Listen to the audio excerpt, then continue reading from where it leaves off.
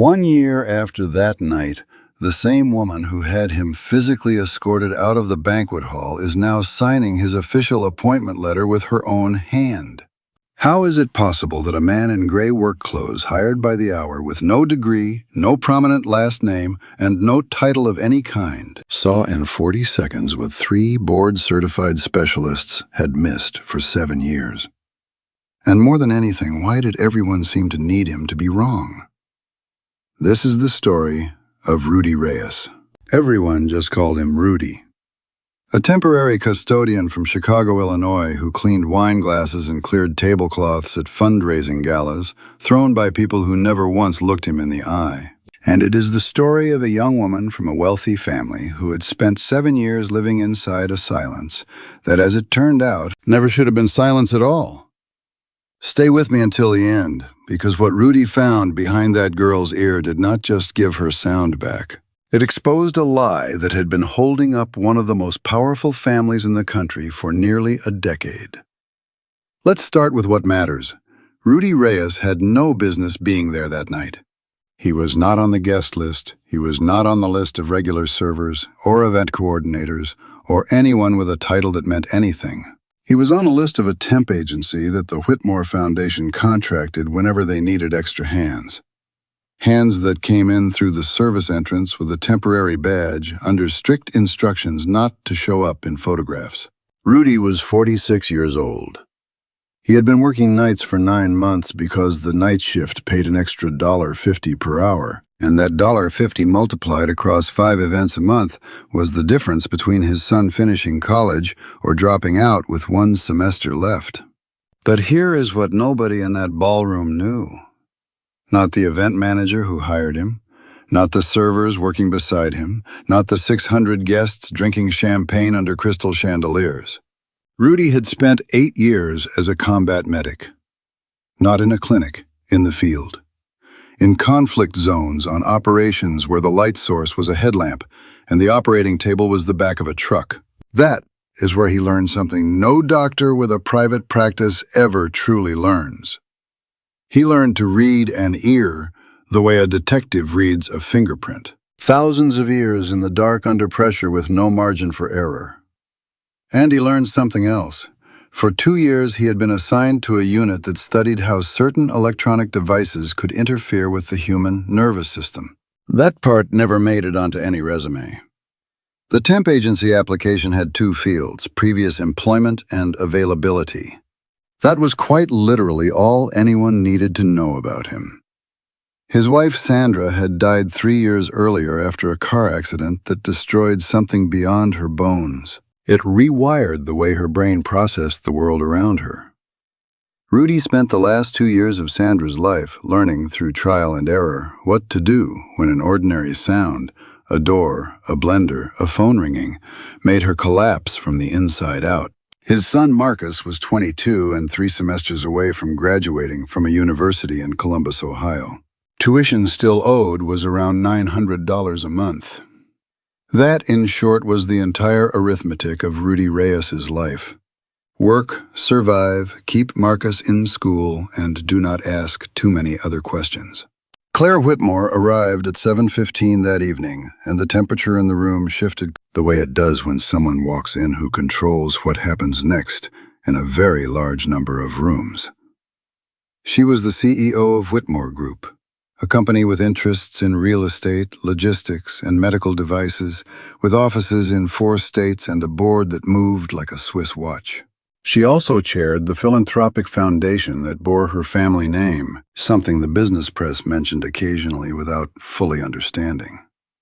What was harder to measure, and what no quarterly earnings report could capture, was something Claire had been carrying for 7 years. Her daughter Emily had gone deaf at 19. 3 specialists confirmed it, one after another, with the same words in the same order until the diagnosis stopped sounding like a medical opinion and started sounding like a verdict. Emily was now 26. She came to the gala because her mother asked her to, and she arrived the way she always arrived everywhere, 1 step behind, in silence, carrying a tablet that had long since stopped being a tool and become a wall. She remembered music. She remembered her own voice until she stopped using it at 22 because she could no longer verify what it sounded like, and that uncertainty had become unbearable. Walking beside her was Dr. Gerald Hartley, the specialist who had managed her case from the second month. Silver hair, calm voice, measured manner. A man with a particular gift for delivering the worst news in the world while making grief feel almost shared. He had built on the reputation of this case an entire private audiology institute, an institute that the Whitmore Foundation had funded wing by wing, and just behind them, half a step outside the group, was Patricia Cole. Patricia had spent 7 years as Emily's full-time caregiver. She had been brought on when Claire was traveling 4 days out of every 7 and could not be present for her daughter's unraveling. Patricia stayed. She knew the medication schedules, the sleep patterns, every appointment by memory. She moved through the Whitmore household with the naturalness of furniture. Claire trusted her without having consciously decided to. She simply trusted her the way you trust gravity. Rudy knew none of this. He only saw from behind his cleaning cart a young woman sitting alone at table 18, against the far wall, in a section where the servers had already stripped the chairs of their empty place settings. He passed her twice. The second time a server dropped a full tray of glasses 9 yards away and the crash tore across the room like a gunshot. 600 people turned at once. She did not turn. That was the first thing Rudy noticed. The second was that she did react, but differently. A slow, delayed tightening in her jaw and the back of her neck. Exactly 3/4 of a second after the impact.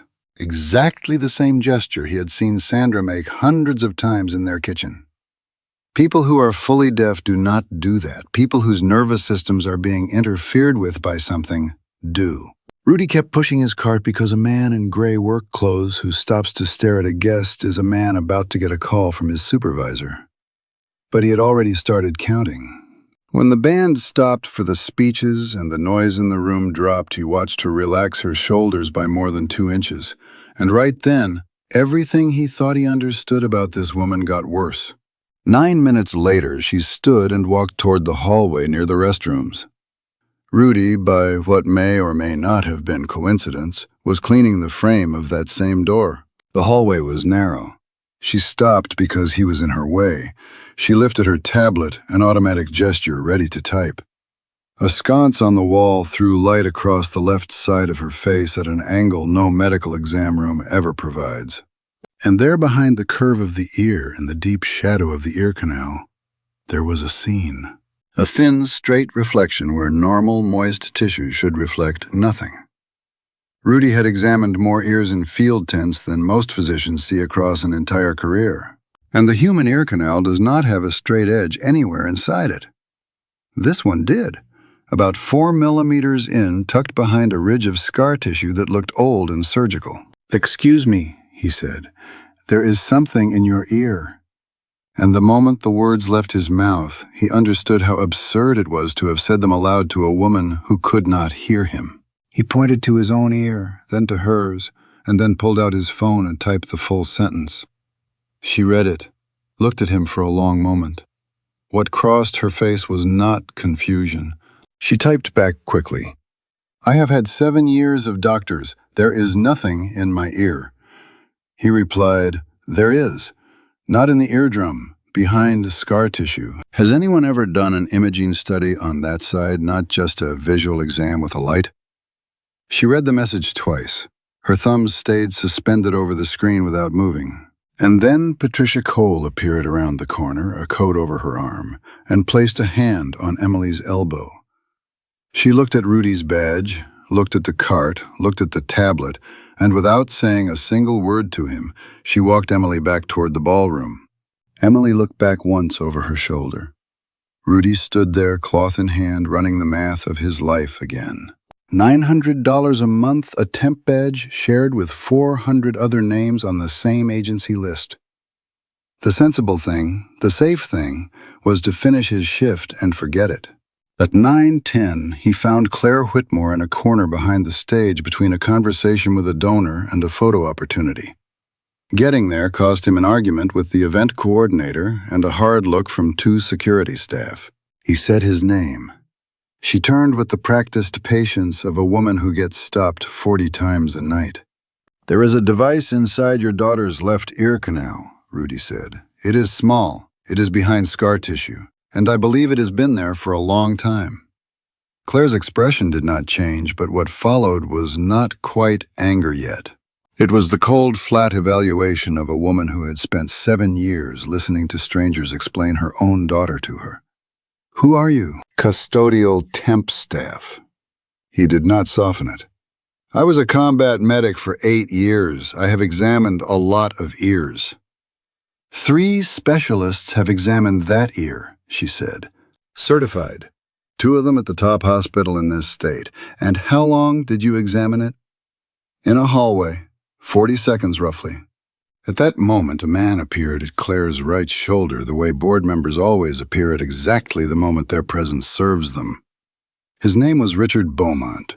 He had been on the Whitmore Group board for 9 years and on the Foundation Governance Committee for 6. He had a specific talent for materializing at precisely the right moment. "Is there a problem here?" he said, already scanning the room for security. Rudy understood he had about 90 seconds before he was walked out of the building and removed from every future vendor list.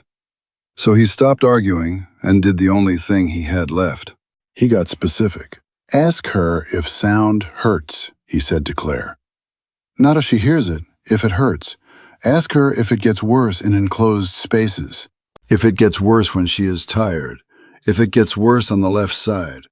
Ask her if it started 3 or 4 months after whatever surgery left that scar, and not the same week, because a congenital injury does not wait for a scar to exist, and it does not hurt." Claire's face still had not changed, but she did not ask Beaumont to remove him. "Congenital sensory neural loss is symmetric, painless, and stable," Rudy continued. "Your daughter flinched at the tray that dropped tonight, 3/4 of a second late, only on the left side. People deaf from birth do not flinch late. They do not flinch at all. Something in that ear is generating an interference pattern strong enough to reach the nerve, and her body is registering it as pressure, not sound. I have seen this in the field. It looks exactly like this." Beaumont let out a short laugh. "He's a custodian," he said to Claire in the tone of someone closing a file. "I know exactly what he is," Claire replied. She turned her head and found Emily across the room near the exit, Patricia's hand still on her elbow. Claire had spent 7 years finding her daughter in crowds. She knew that posture, the left shoulder raised half an inch higher than the right. More than one credentialed person had told her that meant nothing. That posture appeared in every photograph taken since the year the silence began. "Dr. Hartley runs imaging twice a year," Claire said. "Then you have 14 studies," Rudy replied.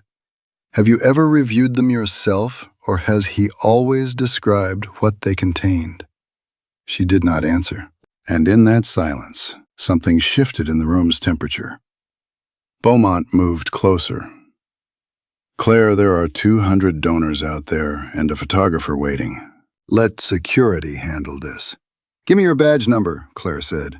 Rudy handed it to her directly because it was faster and because he had already accepted that if this cost him the job, it was going to cost him the job. She looked at him. "Understand what you are doing. If you are wrong, you are not just wrong.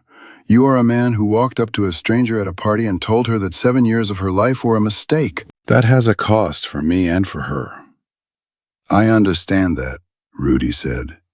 "And I am telling you again, knowing it, that there is a device inside your daughter's left ear canal. It has been there for years, and she is not deaf." The photographer called to Claire from the stage. Beaumont said something about the event timeline. A server passed with a tray of empty glasses, and the noise of the ballroom kept being the noise of a ballroom full of people having a good time. Claire Whitmore did not stand frozen in the middle of all of that. She turned to her assistant who had appeared behind Beaumont. "Find me Dr. Daniel Mercer," she said. He consulted on the case in year 2, and Dr. Hartley dismissed his recommendation. "I want him on the phone tonight. Not tomorrow, tonight." Beaumont went quiet. Claire looked at Rudy. "You, with Dr. Mercer, tomorrow at 7 in the morning. If you do not show up, I am going to assume you lied to me." I will be there, Rudy said. Rudy finished his shift, cleared the last tablecloths at 11:40, signed out, and drove 40 minutes home with the radio off. Somewhere on the highway he understood that in that corner behind the stage he had not really made a decision. He had simply failed to make the safe one, and the difference between those two things probably was not going to matter to anyone except him. He called Marcus from the parking lot the way he always did after an event night. He did not tell him anything about what had happened. At 7 in the morning, he was at Dr. Mercer's clinic in the same gray shirt because it was the only clean one he had. Daniel Mercer was 38 years old and had spent 2 years being politely sidelined on Emily's case. He met them in the imaging suite at 7:15, badge crooked the face of someone who had been woken at midnight and never really went back to sleep. He had flagged in his own consultation a symmetry issue during the review in year 2. Dr. Hartley had responded with 2 pages explaining why that asymmetry was merely a technical artifact. The file was closed. Mercer went back to his caseload of 40 patients a week. The study took 19 minutes. Mercer did not describe the result to anyone. He turned the monitor so Claire could read it with her own eyes.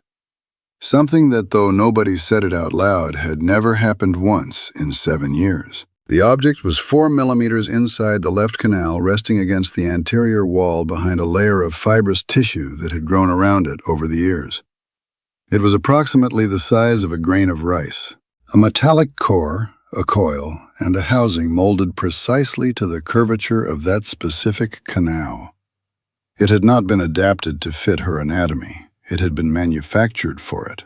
It did not appear in any of the 14 prior studies in her file because all 14 had been done with an imaging slice thickness that stopped just short of reaching it. That protocol had been specified in writing, in Dr. Hartley's own handwriting.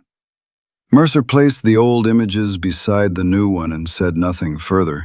He simply let the parameters speak for themselves. Claire stared at the screen for a long time. She had built an entire company on her ability to hold a number in her head and know immediately when someone was lying to it. And she had never once applied that ability to her own daughter's file.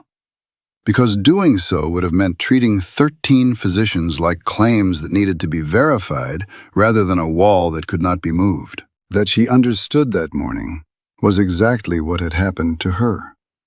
She had outsourced the one thing she actually knew how to do. Emily also read the screen. Nobody had to explain it to her.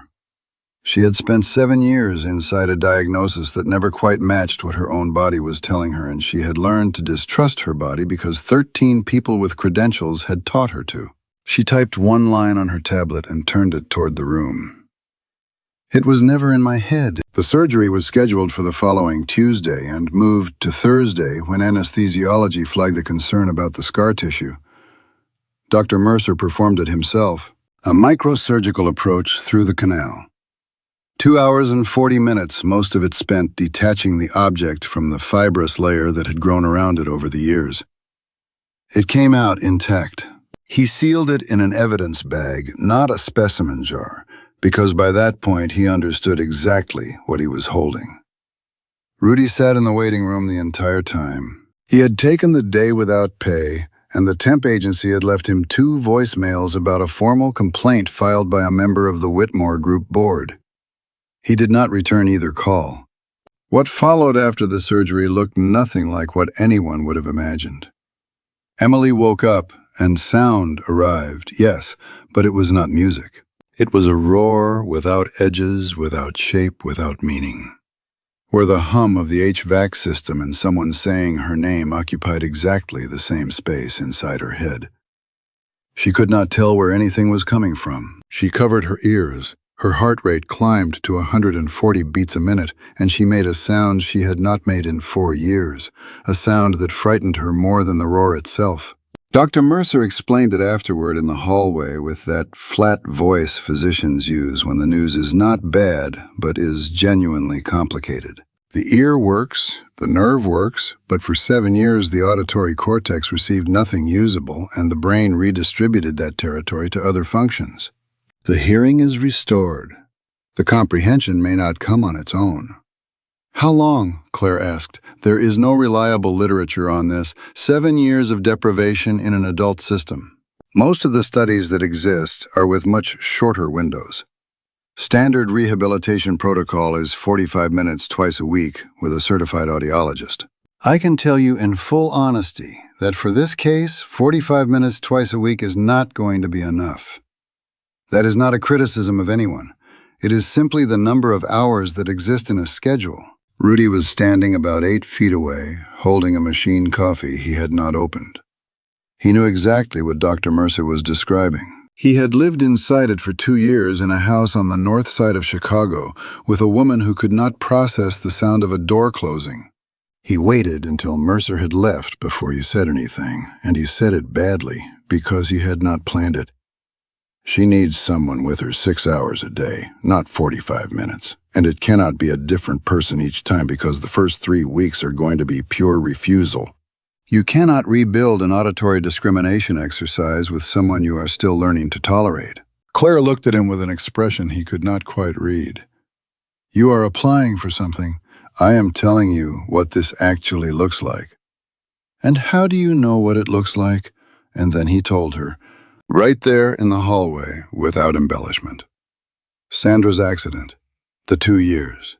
The 11 months he spent turning a kitchen with a radio into a place that stopped feeling like an attack and slowly became a place where Sandra could sit while music played. He told her it was not medicine.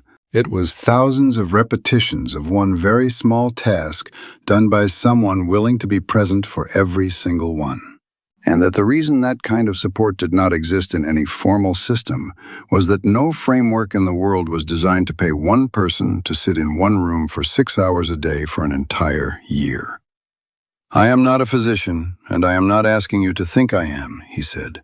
Dr. Mercer runs everything clinical, everything that gets signed. I am describing the part that happens between his appointments, which right now is nothing. Claire had spent 7 years being managed by a man with a wall full of diplomas, and that management had cost her daughter 7 years of life. What did the agency say? She asked. That a board member filed a complaint. They have called me twice. They will stop calling. She took out her phone. Dr. Mercer directs the clinical program. You run the daily protocol under his supervision with the title of Rehabilitation Assistant, which is a real licensure, and I will fund your application within 90 days. The foundation finances the program. And when something goes wrong, because something always goes wrong at some point, I need you to tell me instead of managing me the way everyone else has. That is the only condition. It is the only one I can promise, Rudy said. She made the call right there, standing in the hallway. It lasted 90 seconds. Whatever the agency had planned to do with Beaumont's complaint, they never did it. The first 3 weeks were exactly what Rudy had said they would be.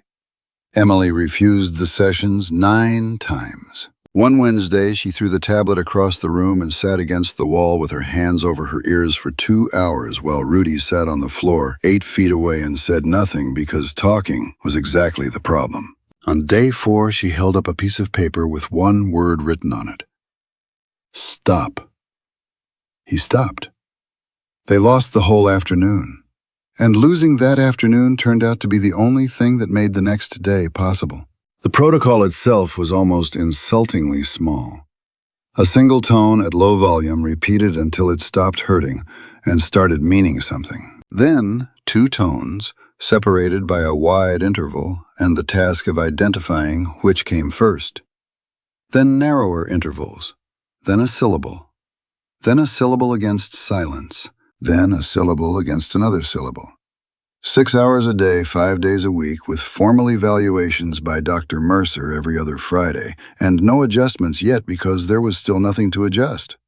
By June, Mercer had expanded the program to 4 additional patients and had hired 2 assistants to cover daily hours, both trained by Rudy, both working from a written procedure he had drafted for the first time in his life because for the first time he had to hand it to someone else. Claire rearranged 2 standing commitments in her schedule to be present almost every morning. She watched her daughter fail the same task 9 times and get it right on the 10th. And in the process, she learned something about her own life. She had believed for 7 years that nothing could be done, and that belief had been installed in her deliberately. That ran in parallel with another story. Dr. Mercer had sent the device to a forensic engineering lab, and the report came back in week 4. The object had never been a therapeutic implant, and had never been sold as one. It generated a low-power interference pattern in a very narrow frequency band sustained by an inductive coil that drew power from ambient electromagnetic fields, which was why it never needed a battery, and why it never stopped. It had a serial number. It had been manufactured as a prototype by a research subsidiary that 4 years earlier had been absorbed by a division of Whitmore Group. Claire read that sentence in her own office and did not move for a full minute. She hired a forensic accounting firm that same day, quietly, through outside counsel without routing it through the corporate structure. What came back over the following 6 weeks was not a single crime. It was a complete architecture. The surgery Emily had at 19 had been performed at a facility where Dr. Hartley held admitting privileges. Patricia Cole had been hired 10 days before that surgery through a staffing agency recommended by a member of the board. On 4 documented occasions, she had canceled and rescheduled imaging studies in a way that resulted in them being performed by a different technician using a different protocol. Dr. Hartley's institute had raised $22 million across 2 funding rounds built on a series of longitudinal case studies, of which Emily was the anchor case. The permanence of her condition was literally the entire value proposition of the institute. The foundation had financed the wing of the building where her file was kept. Behind all of it was Richard Beaumont. He had recommended the staffing agency. He had sat on the board of the absorbed subsidiary, and he had spent 9 years operating inside a company whose chief executive was away 4 days out of every 7 and spent the rest of her time focused on a daughter nobody could help.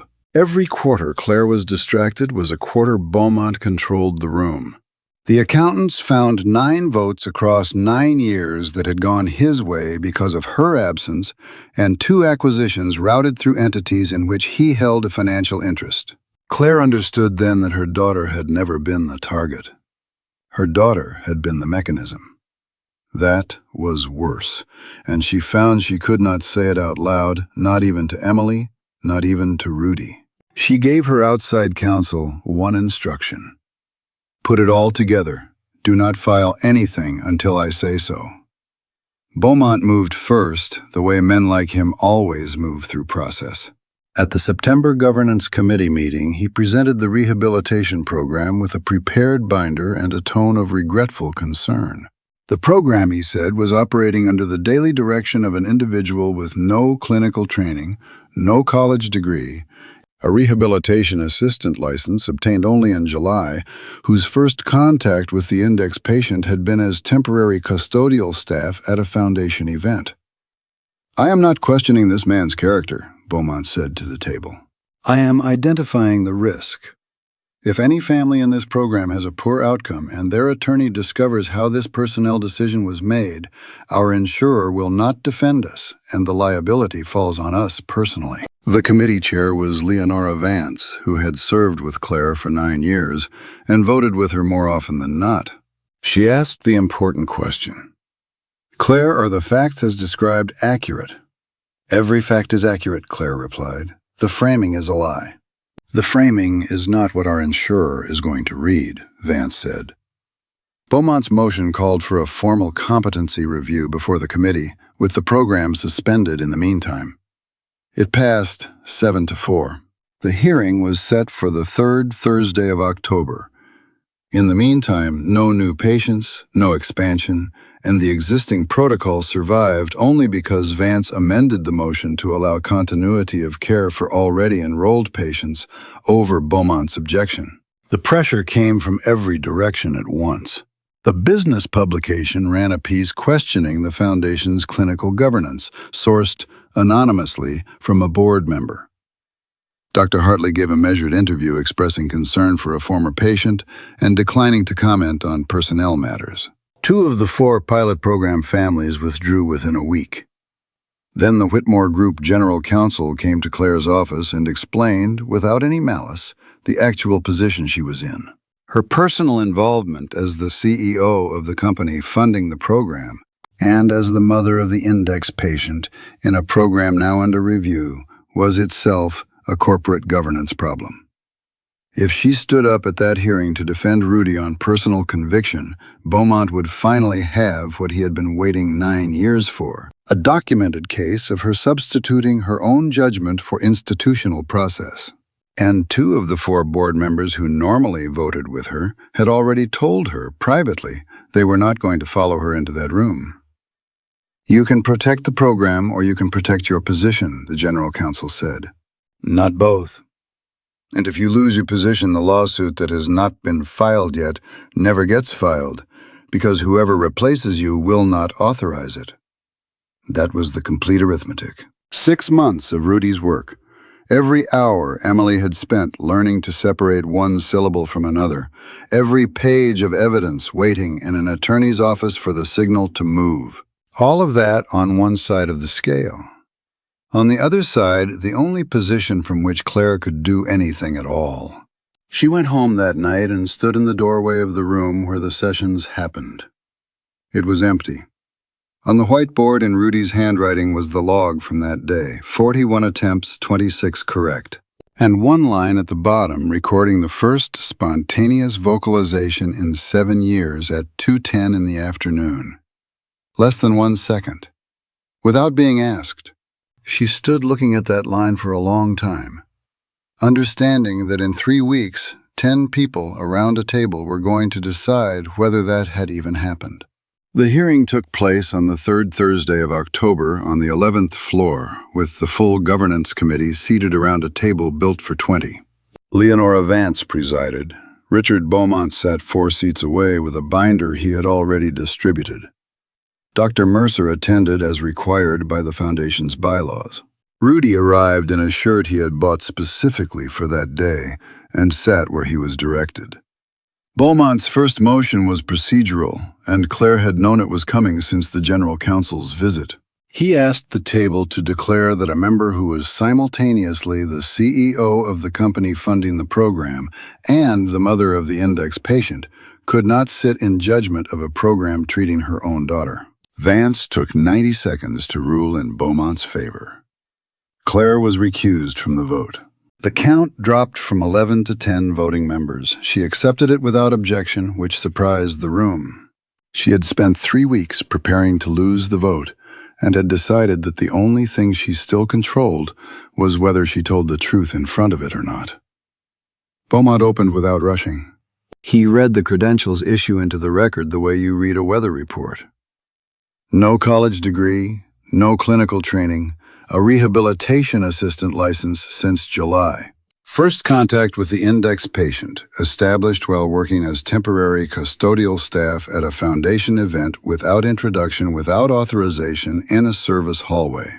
"I ask the committee to hold that last detail," Beaumont said, "not because I question his intentions, but because I want us to imagine it read aloud in a deposition."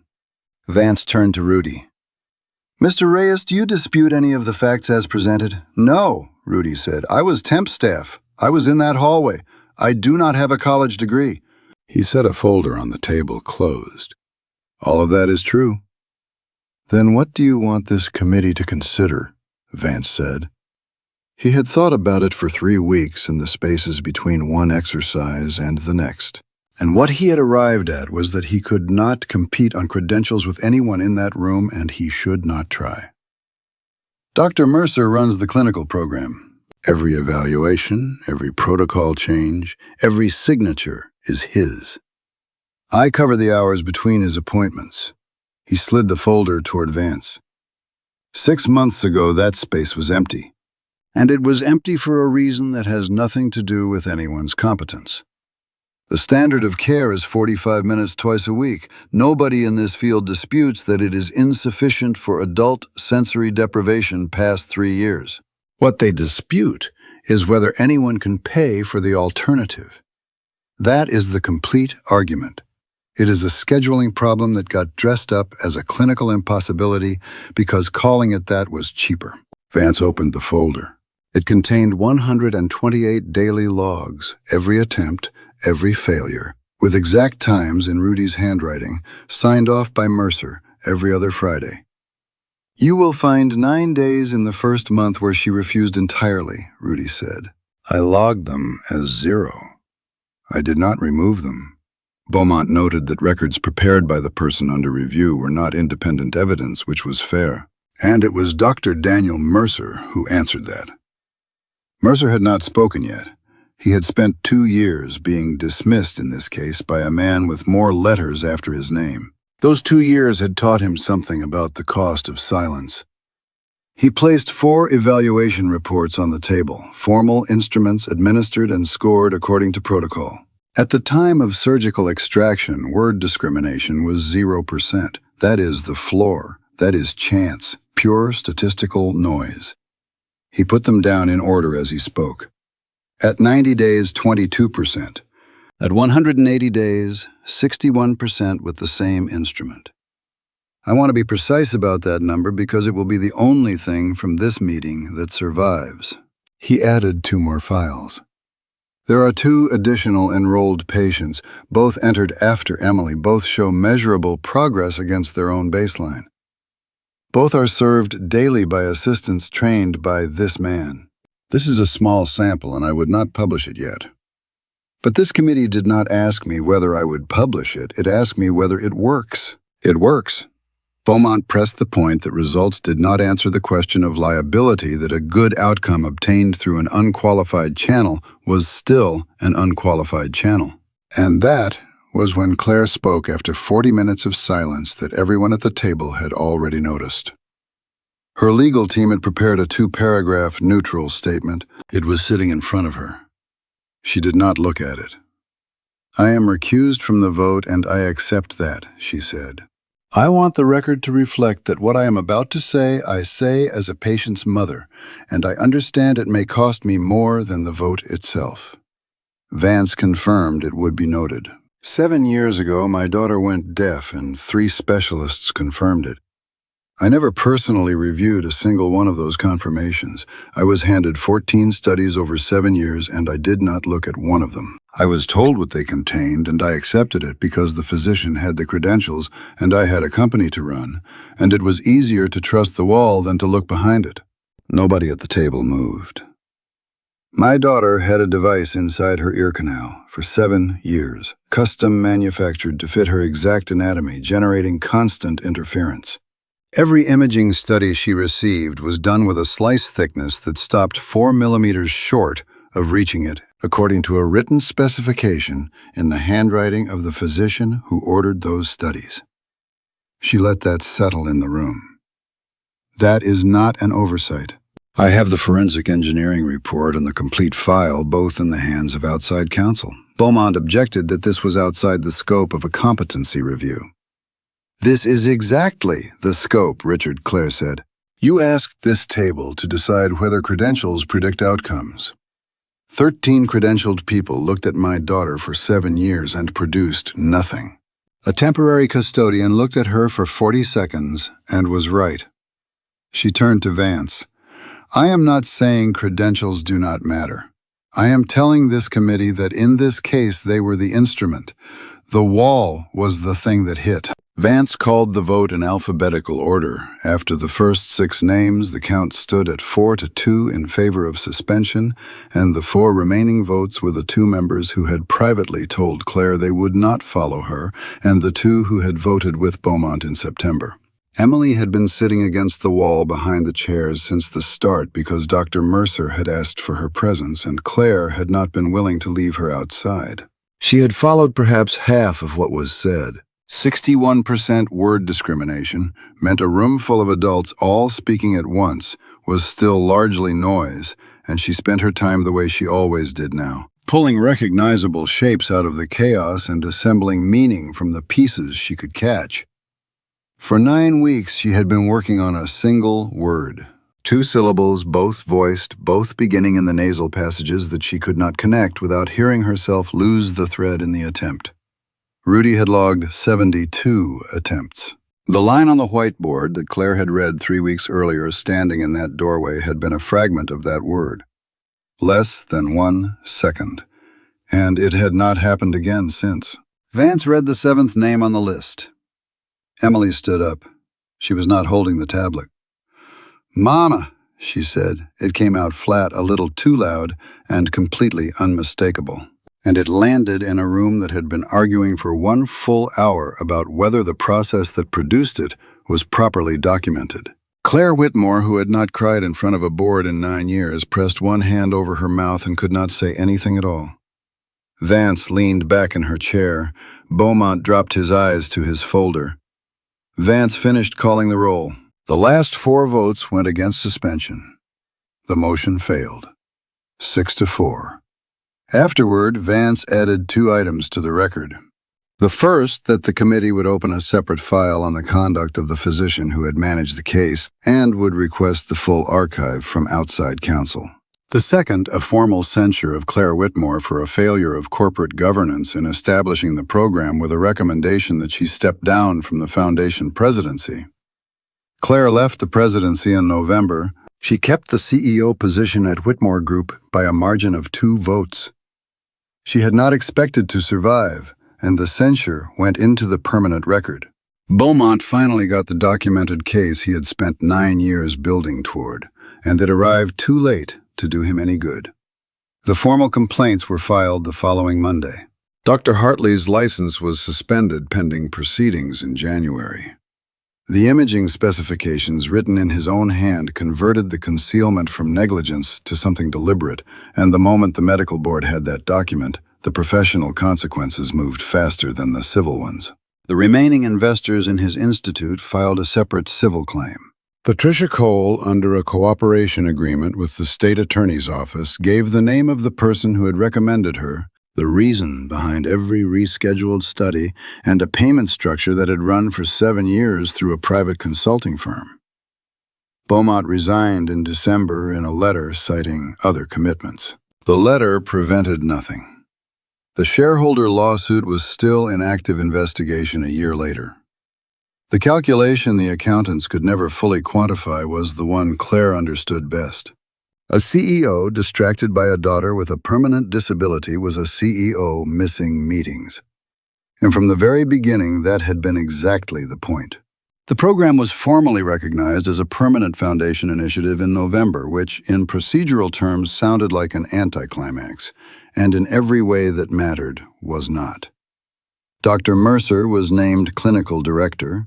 Refugio Rudy Reyes was named program director, a title they had to create from scratch in the foundation's organizational chart because it had never existed before.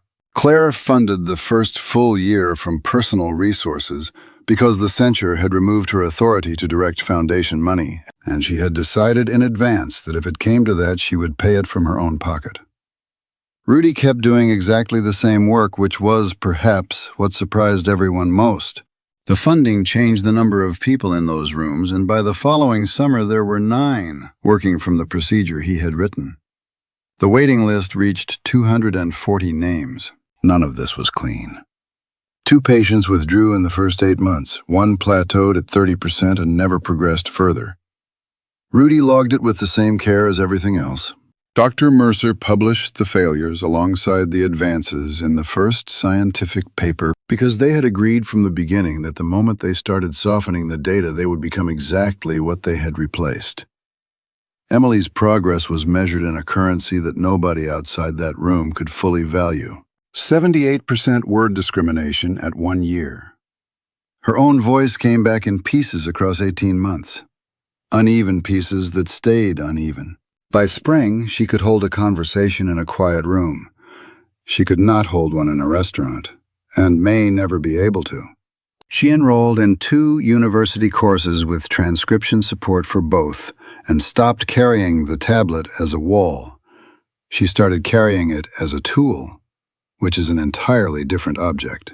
Marcus graduated that spring, and the $900 a month that had been for 2 years the complete arithmetic of Rudy's life stopped being a problem in a way that took him several months to fully believe. Sandra had been gone nearly 5 years by then, and Rudy thought about her differently now. 11 months in a kitchen with a radio going had not produced anything anyone would have called a result at the time. It turned out to be the only training that had actually mattered. He had spent 3 years believing those 2 years were something that happened to him. They were, in fact, what made him useful. The permanent home of the program opened the following October in the wing of the former Hartley Institute building that the foundation had recovered through the legal settlement. Leonora Vance said a few words. Dr. Mercer said fewer. There were 60 enrolled patients and a waiting list. Emily spoke for 90 seconds without the tablet, without notes, in front of a room of nearly 100 people. She got 2 words wrong and did not correct herself. And nobody who was there remembered afterward which words they had been. At the end, Claire stood at the back of the room with a cup of coffee watching a man in a simple button-down shirt explain a whiteboard log to 2 new assistants. And she thought about a service hallway, a temp badge, and 40 seconds. 13 credentialed people had looked at her daughter for 7 years. A man that nobody in that room had ever bothered to look at twice had seen it immediately, because seeing was literally the only thing he had ever been trained to do, and no one had ever managed to take that away from him. That was, in the end, everything she had learned. And it had cost her 7 years to learn it. A person does not need power, or a title, or a prominent last name to change someone's life. Sometimes they only need to notice the one thing that everyone else has gotten comfortable ignoring. If this story left you thinking, hit that like button right now, because on this channel, we tell stories like this every week. Stories about ordinary people who see what the entire system decided not to look at. Tell me in the comments. Would you trust 14 framed diplomas on a wall, or 40 seconds from someone who is truly paying attention? Subscribe and hit the notification bell, because the next story might just be the one that stays with you. And if you know someone like Rudy Reyes, someone who does the work in silence while no one thinks to look their way, share this with that person. See you in the next one.